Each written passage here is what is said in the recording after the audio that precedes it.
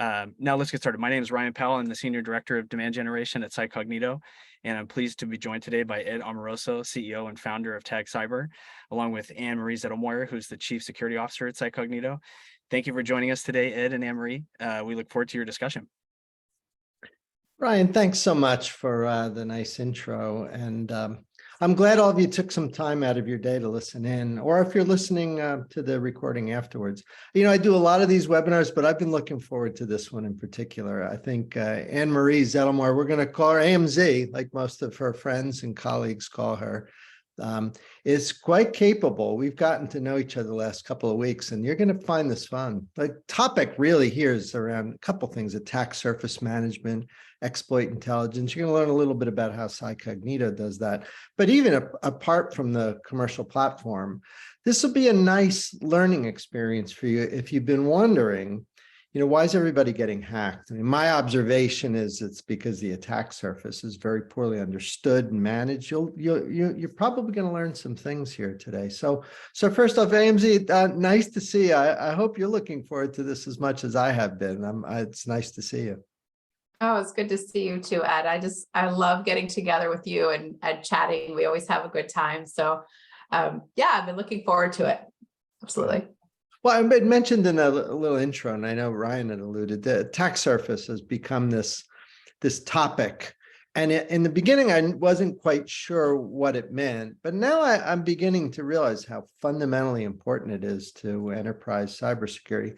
Maybe say a couple words about this attack surface management we hear all the time, and I'm guessing with your clients it probably comes up quite a bit. What insights can you offer into sort of modern attack surface management, externally focused for enterprise?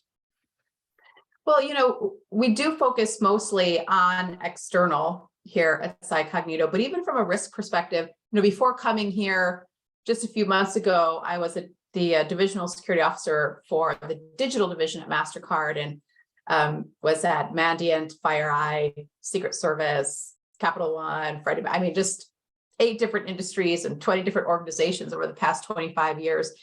And getting a sense of your attack surface, all of the things that an attacker can touch, is not only critical to managing that risk and building security, but it's exceptionally hard to do. And it's exceptionally hard to do effectively and at scale. You know, if you've ever heard me talk, and this is one of the reasons why I think you and I get along so well, is that, you know, hygiene is so fundamental to security, and yet it's one of the most elusive things in security, is knowing what's out there, what's yours, what's touching your networks, what's touching your infrastructure. And, you know, really understanding your attack surface is difficult, but it's fundamental. And so we've seen this shift of, not even a shift, but a greater investment in really understanding what that might look like and how to figure it out in an effective way long term, right? It's not just about a tech stack and widgets and all of these little check boxes that we like to package a security program in, but even just asking that simple question: what do you have? Yeah. What pathways in are there? Which seems like we should be able to answer relatively easy, but as you and I know, and having been in this seat for a long time, it's not easily answered because it is poorly understood. You know, when we go in and talk to enterprise, here's what we figure out. When I ask about attack surface, what do you do? It's a pretty simple question. We usually get a very complex answer, like, well, one after another, piecemeal solution and vendor. It's always a big, long list of things. Sometimes it looks like companies that do sort of the same thing. Sometimes things that don't look like attack surface management. It's this big collage. Do you guys see that? Like it seems like right now, it's hard to imagine that there's not money being wasted on just all these different products and platforms that people use. I think the word piecemeal probably is the closest thing that comes to describing it. Do you guys see that same situation? You know, we do. And certainly as a CISO and CSO, not only do I see it, have seen it in my career, but my peers have as well, as you know. And this piecemeal piece not to be duplicative, but this, what you mentioned is so common because we have a problem describing the attack surface. Like if you were to speak in, just generalized terms, if I were explaining this to like my mom, let's say, or my dad, like, oh, you might think your attack surface is your front door, but they forget it could be anything that that someone on the outside can touch or manipulate. It could be coming in digitally into your house that's connected as well, right? And so when we define it in narrow terms, we start to get into this practice of, oh, it's the door. Oh, but it's also the window. Oh, wait, it might be the chimney. Oh my God, there's a roof, or there's a hole over here. And so those piecemeal things come when you start to just sort of like think of what might happen next versus having an efficient way to actually map it out. Or you are susceptible to, the new hotness in security, the new type of exploit. And so you get a new widget every time. And as you know, you just end up with this like wall of alerts that never passes the completeness test, Ed. As being at one of my former lives was an auditor. Surprise, surprise. Right. As I had this big life in business before I went into security. But that completeness test was always part of our repertoire, because even then, even banks on financial statements will say, oh, I had this bank account, this bank account, this bank account. But you actually had to do tests to see, was there anything there that you didn't know about, that you didn't consider, that someone maybe spun up? Those concepts have been around for 100 years in different disciplines, right? And so here digitally, we're trying to catch up, but we don't have, a way of really performing that completeness test. So yes, it results in piecemeal things and uneven investments and big blind spots at the end of the day. So we're agreeing, like, point one here for people watching would be that if you go back and you look at your approach to attack surface management, if you've got this large combination of things that you're trying to combine to provide sort of maybe a comprehensive view of what you've got, then maybe you're able to do it, but you're probably not doing it right. Like there's got to be a more coherent way than just, lobbing all these different. Or are we in agreement that that would be one thing that's, if that's the case, Sure. it begs some action. Right. And then what happens is you end up actioning the tools that feel better for you for fidelity, but also might have a better UI for data, and not really, because they're not connected, right? And they're not giving you a comprehensive view. They're giving you piecemeal views that you start to even remediate in uneven ways, right? Versus what truly is going to address your risk in the most responsible way. Yeah, I think that makes sense. So as I've been talking to you and your team the last few years, one of the things is I'm always listening for an idea or something that will help us collectively in our industry understand the problem. One thing you guys have been bringing up that I think is right, and might be the key to sort of fixing this, is this thing called exploit intelligence. You guys, I think you're probably one of the first companies using that. I haven't seen it used as much as I hope it's used in the future. Maybe give a couple of words on that, because I think for people listening, they say, well, how do I deal with this problem? There's a big chunk of it may be addressed in this idea called exploit intelligence. How does it work, AMZ? Exploit, there's what people are used to hearing is threat intelligence. In fact, I did a talk on this yesterday in New York on the value of threat intelligence, and there's absolute value in threat intelligence. And so I guess we got to start with, what is that, right?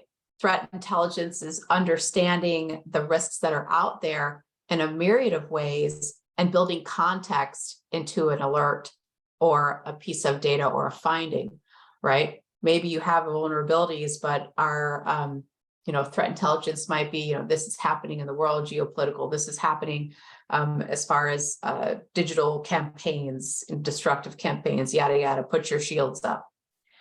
Exploit intelligence is different in that it is an evolution of threat intel. It is a specified path to action threat intel.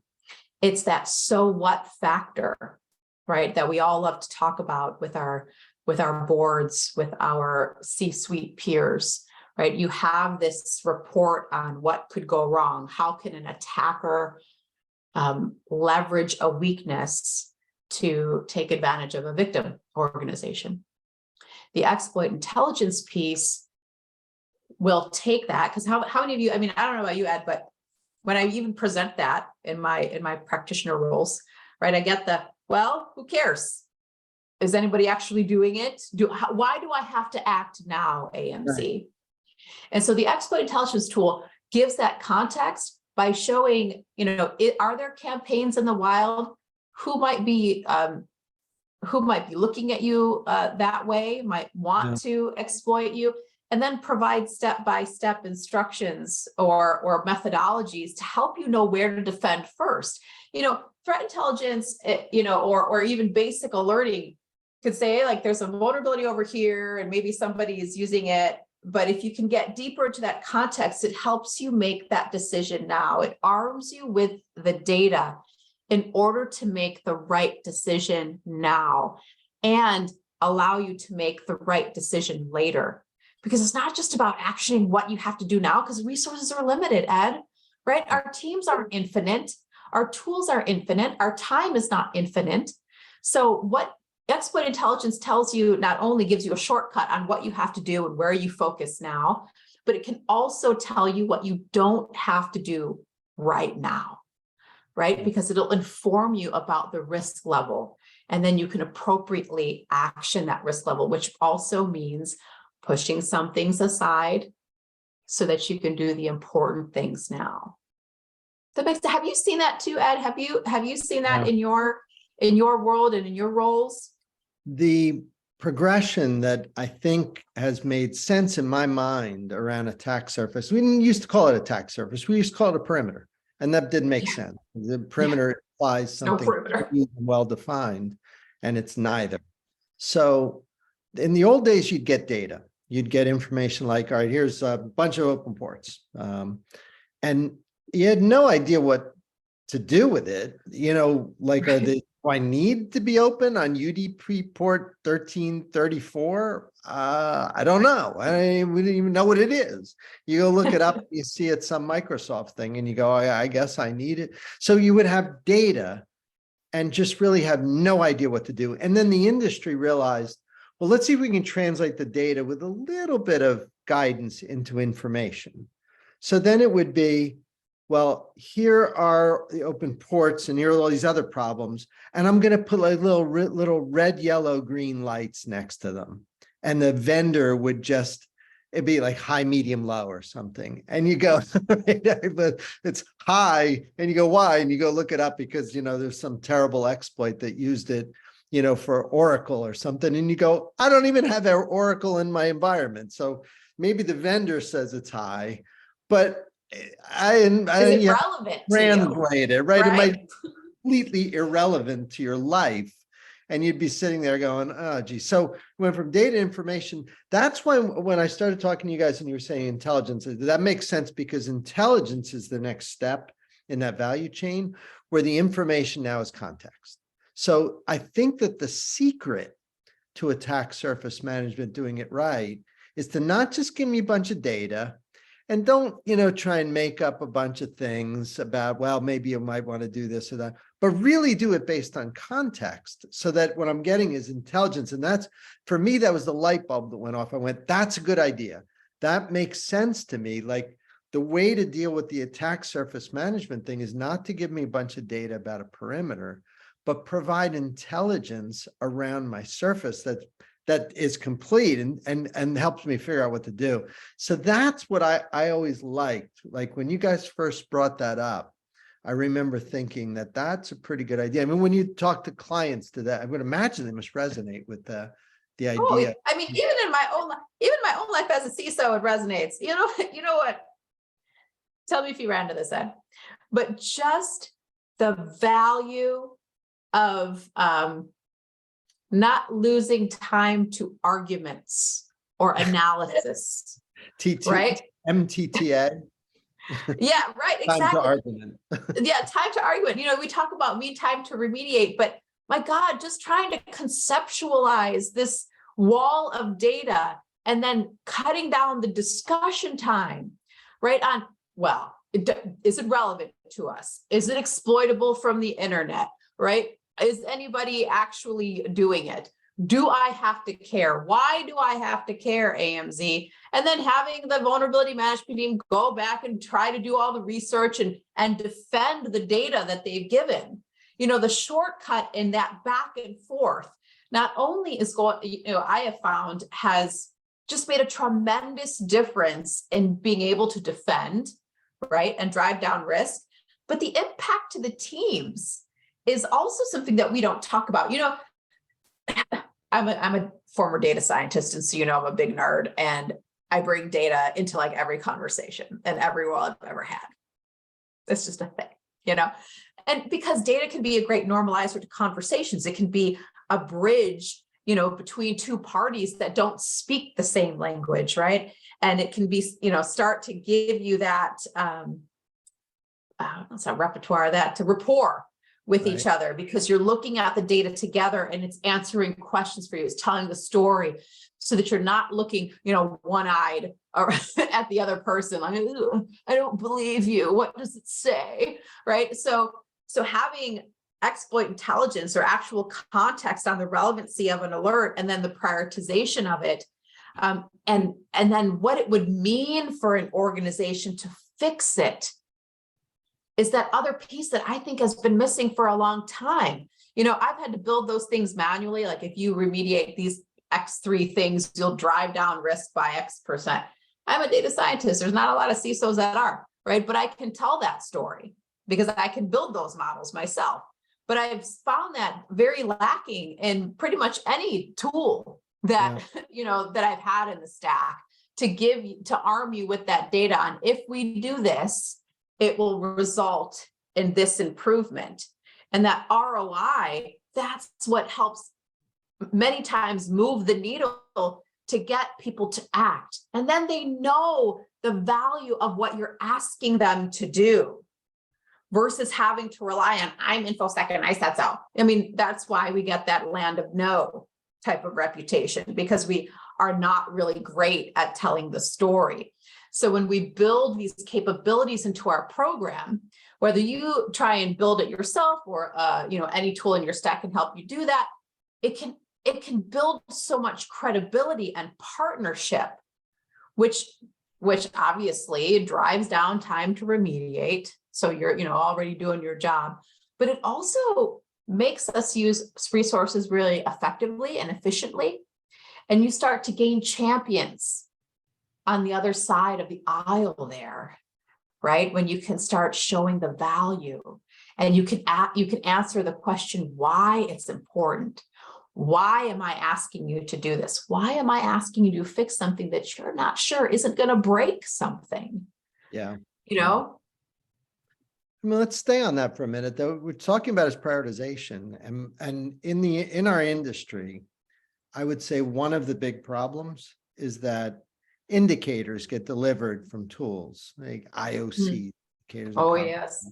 And the numbers can be almost like a parody. Like, you got 36,000 indicators, these crazy numbers, all these crazy things. And anybody who works in an ops center knows that you can do X number of things in a day. That's it. You know, so do you find that when you guys are providing this exploit intelligence as part of the attack surface management, do you find that the prioritization is one of the key aspects? I would imagine it'd be like number one, like, don't tell me I've got 1,000 problems.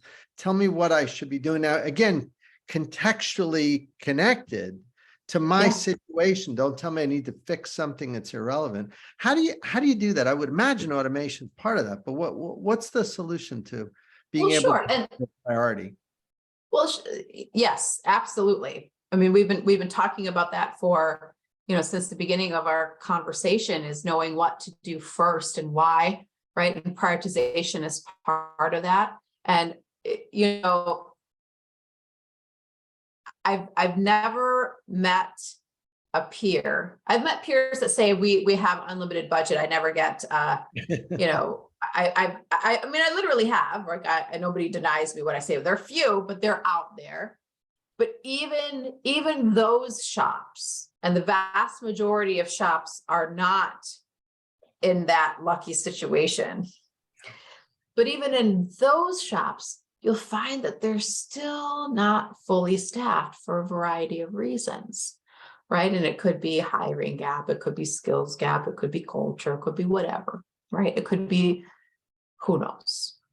So even if you have a lot of money to get people and stuff, you still got to be effective.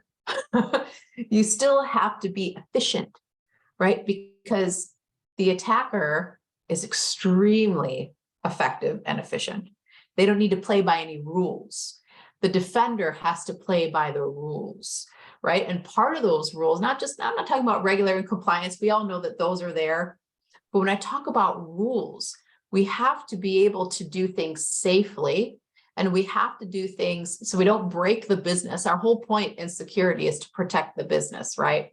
So if we roll out a patch or remediation, we say shut things down, and it results in the inability to conduct business, right? That's a problem. If it doesn't allow your engineering teams to ever go to prod, that's a problem. You failed your mission.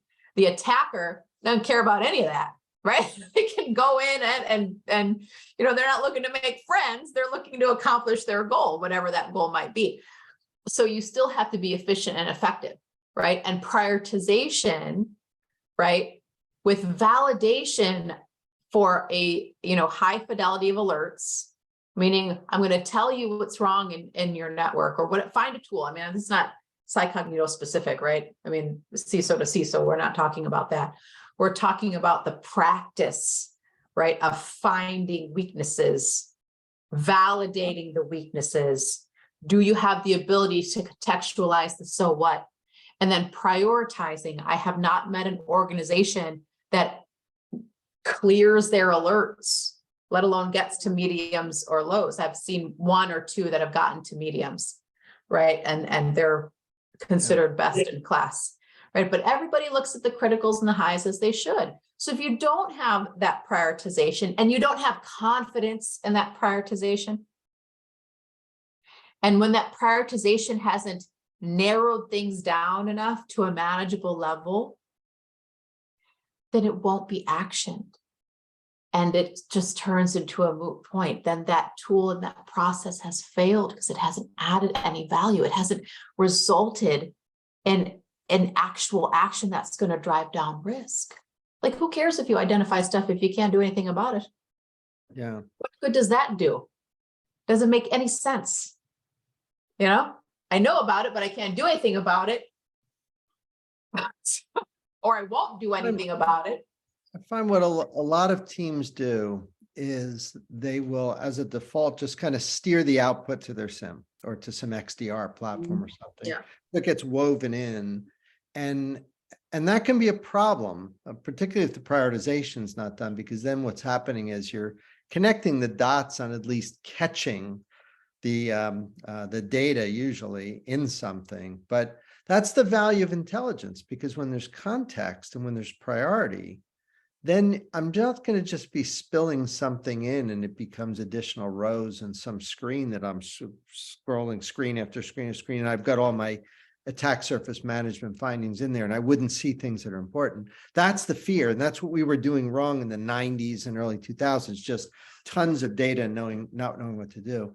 I think what you're saying in this whole idea of priority, maybe that's the second key takeaway for people who are listening, that as you're thinking about attack surface, and as we said earlier, let's make sure you take an intelligence-driven approach.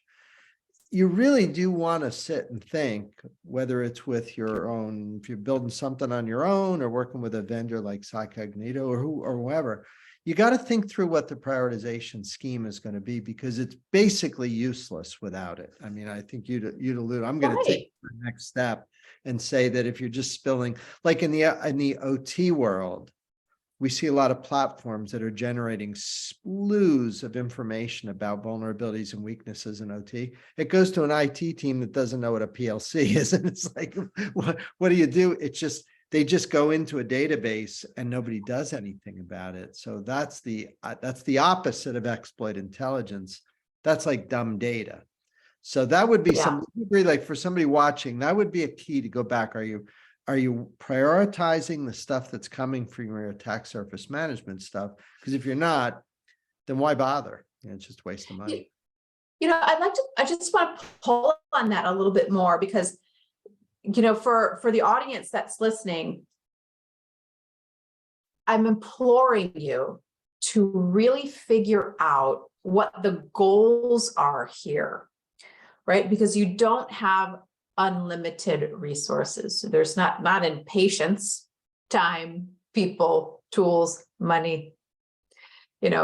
We don't. So if we're going to set up a program to drive down risk, right, the first thing you want to do is focus on the easiest pathway in, which is external, generally, right? Like, because no barrier, right? Focusing on internal. Yeah, okay, there's maybe you're protecting an insider threat, but statistically, there's less people inside than there are outside, right? So you want to focus on, the low-hanging fruit, which is the easy stuff to get in, which is people are going to come in from the outside, right? So priority number one, right? When you're thinking about driving down risk, what does that look like? But then think about what type of risk, right? Or what can you actually action? And here's the point to this. You should be working with the solution provider, whether that's a homegrown tool, a purchase tool, a process, whatever, to actually tune what prioritization is. If you have 1,000 critical alerts and you got a 2-person remediation team, and you're saying those critical alerts have to be done in 7 days, and they're all over the world, or maybe they're physical boxes you have to go and touch, that model isn't going to work, right? You're going to then have to prioritize those criticals. And the thing is, we don't think about the operationalization of the data and what's going to be appropriate for the business we're protecting. And then what happens, Ed, is when we don't do that, you're met with so much resistance from your partners that have to fix it, because there's no way, we're just going to give up. There's no way that we can actually do that in 7 days or 2 days or 4 hours or 3 minutes, whatever you're telling them they have to do. Mm-hmm. So you're going to have to make decisions. You're going to have to make judgment calls. And you want to make sure that those judgment calls are not only, they're going to be backed up in part by your experience and what they pay you to do. The buck stops with you, right? But you want to inform those judgment calls with data that can be trusted. And what I like about solutions that validate the data, that actually tell you if you're doing internal scans, are they authenticated scans? Doing external scans, did you actually do some tests to see that it was exploitable, and what does it mean? So that you can get people to act. So we have this problem sometimes in security with credibility because it's a sort of a nebulous practice. We're always chicken little. We're always talking about risk. And yet there's very few risk managers. Now, I was an accountant and I was a finance person, so I could build risk models. It's what I did a lot of times, right? But this is not a discipline, sadly, that is taught. The numbers of it isn't always taught in security other than the basic risk equation. So you have to work with your partners to figure out what that is. You have to work with your remediation partners to figure out what they can actually fix and set goals. Like if you have a 3-day SLA, then you got to work with the business to build capacity to handle the 3-day SLA, right? Or you have some people or companies or whomever on retainer that can help you achieve that. If something hits the fan, if you get another Log4j, and we will, right? Or you get an urgent type of situation where you've got to move quick. What are the contingency plans if you're not going to, if you don't have that capacity in-house? And so those types of things you have to think through in order to actually inform remediation. and prioritization. That's what you have to do. And if you don't have that, and there's a lot of companies that don't, all right, and there's a lot of folks that aren't going to be listening to this, you got to draw the line on something. You know, you've got to help the vendor or whoever figure out where that line is. Take their expertise, let them help you figure it out. But you've got to do some due diligence on your end so that you can help inform what's important for you. And that means you have to understand your business and what their tolerance is for whatever system that you're protecting. You know, one thing I've heard your team talk a little bit about is safe simulations that you guys run. And Yeah. That's fascinating concept because, and you'd alluded to that a little bit, like figure out what's exploitable or not. That's always been a hot button for me, that if there's a vulnerability, but I'm not clear on how it would be even exploited or somebody use it, then explain to me what the problem is. You know, that's always been an important one. So this idea that you guys would have in the virtual lab the ability to simulate, that sounds kind of new to me. I like that. How does that whole thing work? Well, I mean, this goes back to this, not just the so what factor, but making sure that the story that you're sending over is credible. You know, so sending over, say, to the SOC, to the business or the SOC or whatever, because you know the SOC has they're not gonna listen to a bunch of garbage that comes in. Well, they're gonna listen to actionable stuff that's just they want to know why they have to listen to this over something else, over the other 200 tools that are feeding into their SIM, right? So whatever you can do to make it easy for them to find what's important first is a game changer. And if you have a lab environment, and of course, as you mentioned, CyCognito has one of those that you can play with and test out the finding and the remediation. But if you have a safe way to do that, so that you could overcome the objection of this is either going to break or this is not relevant, then again, you're building that partnership. And over time, what happens, Ed, is the tool becomes whatever part of security you're using this type of methodology, and the tool becomes absolutely a business enabler. But the more beautiful thing is that you become the business enabler. You become viewed as the business enabler because you have done these steps, so that it's no longer, hey, AMZ, I need to have all of the contextual. I always have it in my back pocket. But when you get to the point where like, hey, she said this was bad, we're going to move. I don't even need to have a discussion because we've already built that repertoire. I keep saying that, rapport. We've already built that partnership and that memory muscle. Our works too. I don't even need to see it. Both those words work fine. In that sense. right, sure. But that's when the magic starts to happen, right? And you're always going to need that data because people change seats all the time. But my God, it's such a gift when you get to that point in your career where they say, you know what? She said we've got to move, so we got to move. And hey, I'm not sure if we have to move, go get her. What does she say? Or what does Ed say, right? And these are the types of things when you build your security program, you want to have these functionalities in there. Now, obviously, we're talking about attack surface management, but it could be any genre in security that you're trying to prove the worth from. And so you want to have that validity. You want to make sure that each pillar of your security program has the ability to explain itself, to tell the story, to show the ROI, the ROI, I get sensitive about that as a finance person, former finance person, but you want to show the value of it. You want to be able to describe the risk. You want to show the data. You want to be able to show the value to the business, right? And become that trusted advisor. So when you're building out a program or you're strengthening a program or you're enriching a program, build those pieces in. And you know what? Don't settle for a tool that isn't built to help you do that. Okay, what I do a lot of work in, because I live and breathe security and I'm a big nerd, right? So I do a lot of work in the security community as part of giving back, and I work with a lot of startups.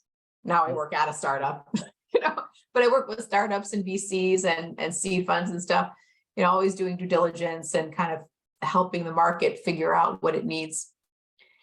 And the feedback that I always give is, how are you building some intelligence into your tool to arm the practitioner, to arm the CISO, to arm the security team with the story that they need in order to show the value of your tool? Where's the data? Where's the insight? I don't care just about data. Data is supposed to inform knowledge, and knowledge is supposed to come into wisdom. So where's that path in the tool? So yeah, and I don't settle for tools or processes that cannot do that, that just light up like a Christmas tree with no contextualization and no ability or thought to produce an insight from the alert. And I tell you, it's a competitive field out there, and there are good tools in every genre of security. Don't settle for stuff that's going to make your life harder. Yeah, it's good advice. Staying on remediation for a moment, Sure. I've noticed that workflow has become such an important part of remediation. I remember looking at seeing, like these GRC vendors listed in some taxonomies as remediation vendors. I always go, what? And then I realized what they're doing is they're equating the workflow that people will use with ServiceNow or something, ticketing, as remediation. I never really had thought of it that way, but I would imagine, like, for this whole thing, once you instrument something that's providing the intelligence from your attack surface, and I'll prioritize, you got to be generating tickets. Is that pretty typical for you guys? Like, you integrating like with the workflow tools and things like that? Is that pretty common deployment? Oh, absolutely. And that's why I said, like, find tools that are going to make it easier. Integrations into other tools are absolutely paramount. Yeah. You've got to be able to do that. Yeah. And I'll tell you the step further. Now, this I haven't seen a lot, and I obviously, CyCognito platform enables this, but a ticket doesn't mean anything if it's not assigned to somebody. Right. You know what I mean? A metric doesn't mean anything if it's not attributed to somebody or some organization. Someone's got to own, the remediation, the action. So find you a tool or build into your process and how to use this tool to make sure that you have attribution, right? To make sure that you're able to assign the action to a group that is owning the risk, and that this attribution piece, right, to a business owner, to an organization, is really important when you're talking about finding issues, right? So I think that's absolutely paramount. Like, data doesn't mean anything if it isn't actionable. Actionable doesn't mean anything if there's not assignable. So you want to find something that could be assigned. I talk about this. I would love to hear your experience in this too, Ed. I talk about this like evolution of vulnerability management, right? And for the viewers, I've said this like 100 times in different keynotes and stuff, but you sort of go through this shared experience that you don't really talk about at first until you've been through the trenches, right? And here's what happens. Tell me if this has happened to you. You put in a scanner, okay? And you get this wall of alerts, right? I've seen 800,000 alerts come out of this in some organizations, sometimes over 1 million. I've seen the same organizations try to triage that in Excel, by the way.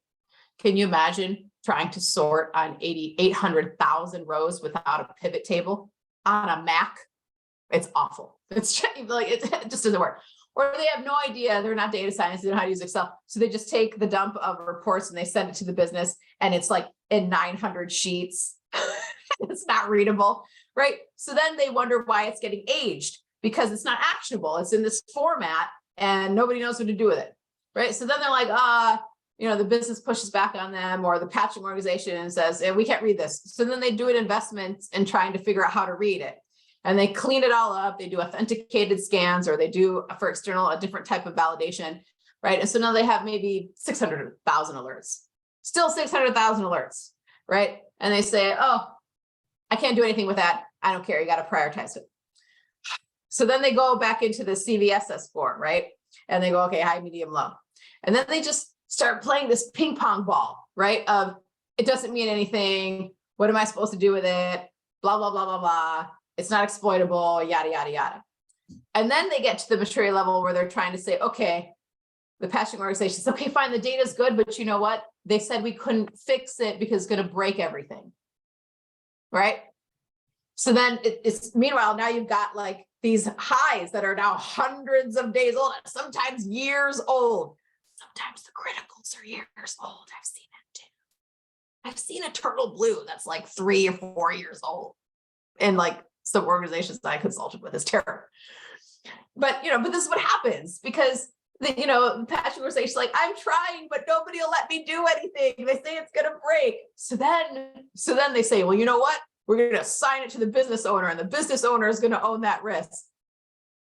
So then what do? They try and they say, oh, how am I going to sign it? And they realize there's shared infrastructure. There's a many-to-one relationship on these assets.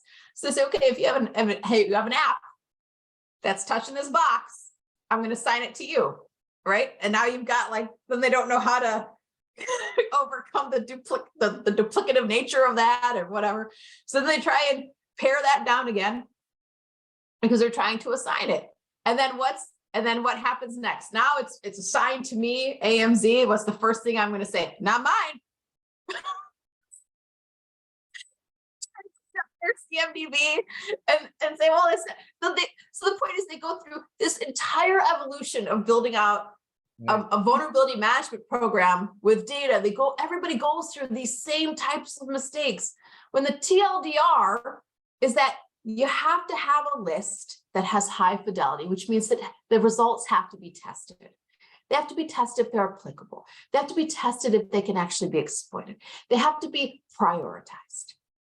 To your question, 100 years ago, before the blackout we just had, they have to be assignable, right? Not just prioritized, but they have to be attributable to somebody.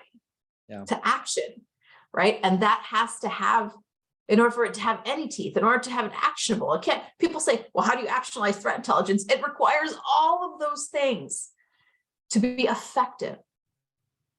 Absolutely. Yes. And I knew that once you got on a roll, you'd light up our switchboard here a little bit. Ryan, I can see we've got some questions, Ryan, coming in as I would have expected once we got AMZ on a little bit of a roll. Why don't you take us through a couple of the ones I see in the queue here?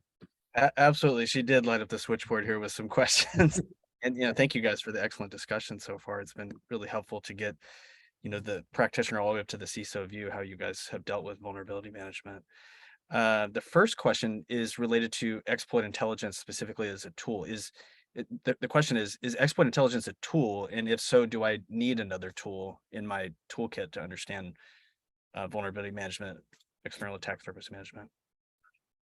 I think the first piece of that, I don't think the idea is that we want to get another tool in the toolkit. That's not the idea here. We want to rationalize. That's the whole idea. So looking more holistically at the attack surface, taking inventory of what you're doing now, trying to understand what's working and what's not working. That's the right way. That's a rational kind of management and technical judgment that you'd bring to the problem. So again, if you're listening, you say, oh my gosh, am I buying another tool? You're really not thinking about it the right way. You want to go back, almost frankly, you're probably going to cringe at this, but almost back to the drawing board and go back and take a look at what you're doing.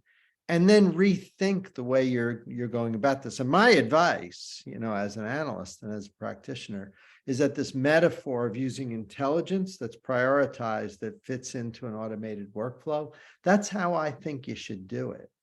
And, I'm not saying whip out all your other tools. Nobody's going to do that. But again, it shouldn't be that we're just adding more on. That's not the right management approach. You can get yourself in a lot of trouble if all you ever do is just keep adding tools. You've got to rationalize and rethink. Hey, AMZ, does that make sense to you? And not Yeah. discourage people from buying another tool, but it's usually not right if you just get that into that, let's just keep adding more and more. That never struck me as the right approach. Well, that's what I mean. I mean, you want to ask more from your tools. Certainly there are things that you have to do to check the box and sort of these like commodity level tools, and they have a purpose. But if you're really serious about driving down risk and performing security to protect you from a threat from the inevitable, you got to work with partners that are going to enable you to actually fix things, right? That are going to build a product that can actually help you move the needle, not just see the needle, not just stop from getting stabbed from the, like see that, like you need to ask more, because there's a lot of good things out there, and you could be a design partner for new firms as well to build something that can actually fit you for whatever, you know, pillar you're trying to build out. Yes. So yes, you know, go, you're going to get what you pay for, but I don't mean just in dollars. I mean like in time and investment. So get the ones that work. Okay. Get the ones that are going to add value, not just what's sexy, not just what, you know, had a great marketing pitch, right? Test them. Demand exceptions, because the stakes are high. Thank you. The next question that we have from the audience is about mitigation specifically. Is there a mitigation component to this concept of exploit intelligence? You want to take that one, AMZ? I mean, the answer obviously yes, but you want to share your thoughts on that? Ask the question one more time, Ryan. Mitigation. I mean, I can get you started. Questions is what's the mitigation component? I mean, look, first of all, ultimately the button that gets pushed could be any number of things, right? In the old days, when you had open port, you'd go into the firewall and you'd decide what to do, and you're actually going in, maybe even keying in a change to your Cisco firewall or your checkpoint firewall. That was sort of generation one. Then we started learning a little bit more about other things. You had remote access, you'd have email, you'd have third-party access through portals. And then when you were looking at the quote unquote attack surface, we didn't call it that, but it was like the perimeter. Then when you had information about that, then the remediation could be any of those things. There might be something going a little haywire over on your remote access system. Probably VPN, might have been Cisco AnyConnect or something that you were using for people to come in. You might be mitigating there. But the front end to that, the decision, the process that informs the judgment and helps you prioritize what to do, that's where your attack surface management tool, this external and certainly internal with zero trust. Sometimes I don't know the difference between internal and external anymore. It all looks the same. But it's that piece that's so hard. Actually pushing the button is going to be something that will be very context sensitive to your environment. Who's managing what? Could be IT operations team. And when AMZ and I were saying a minute ago, when you're trying to inform, say, a SOC or a team that's managing some component of your infrastructure to do something, they're not going to just do it unless you can provide some justification. And that's where the attack surface management is so important, because you got to justify, maybe even through simulation, because sometimes the mitigation is not an easy thing to do. It might require something that, dare I say, could even be a bit challenging. You know, it might not be so easy to make changes that are required. Absolutely. Upgrading, to a new version of something, for example, can be a real pain. Take it from me. I spent 40 years, in basically service provision, and we always felt like N-1 was the right version to be on. So you're not going to win. Sometimes it was. Sometimes it was. You're not going to win a lot of awards for innovation doing that, but you keep yourself out of trouble sometimes. That a lot of times it's a terrible place to be, but that's where you decide locally what you want to do. So if the mitigation comes along and says, listen, you are on a version of this software that, maybe it's your routers or maybe it's whatever, that, there are clear exploitable vulnerabilities here. We see them in the wild, we simulate them in the lab, you better change. That pushes that up to the top of the queue. Then you go to the people who own that infrastructure and say, look, I know we've kicked this can down the road for the last few months. We have intelligence now that this has to be fixed. And that's the idea. That's when the wheels are spinning right. That's when everything is firing on all cylinders. That's when you've done it right. So it's silly to say that I'm going to run an EASM tool and boom, fixes everything. That's not the purpose. The purpose is to provide the right kind of judgment and prioritization. So you then go and act the mitigation. Ryan, I hope that answers the question that came in. I think that was the nature of it, and, it's obviously pretty intimately tied with mitigation. That's the whole point. Yeah, it does. It does. And actually, there's just one more quick question that I wanted to answer from the audience. Is exploit intelligence a CyCognito add-on? It is a new feature that is part of the CyCognito platform. And to that point, for some additional reading, I provided some helpful resources in the chat for everyone to read. The first of which is a full explanation of how exploit intelligence works as a practice and as a concept, and it'll give you some deeper understanding of how exploit intelligence enhances risk prioritization and empowers red teams and pen testing teams to operationalize fixing the most critical threats. And there's a really helpful data sheet that will go into more detail about that. And I've also provided a link to register for a demo. So in case you'd like to help your IT or security team ensure you have a comprehensive inventory of your assets exposed to the internet and focus on which threats are most critical, and want to have an operational plan to fix these vulnerabilities, please schedule a personalized walkthrough of the CyCognito platform there at cycognito.com/demo. And with that being, go ahead. I'll also offer to our participants, if there's anybody building out programs or just want to kick around ideas, feel free to reach out. To me personally, and happy to talk through those things with you and share some more stories, and go through that with you. So you're welcome to connect with me on LinkedIn, and we'll lock arms and do this together. Very good. Thank you. Yeah, well, Ryan, thank you. And AMZ, thank you for inviting me and including me in the discussion. It was very, very stimulating. Enjoyed it so much. Appreciate you, Ed. Take care, everybody. Thank you.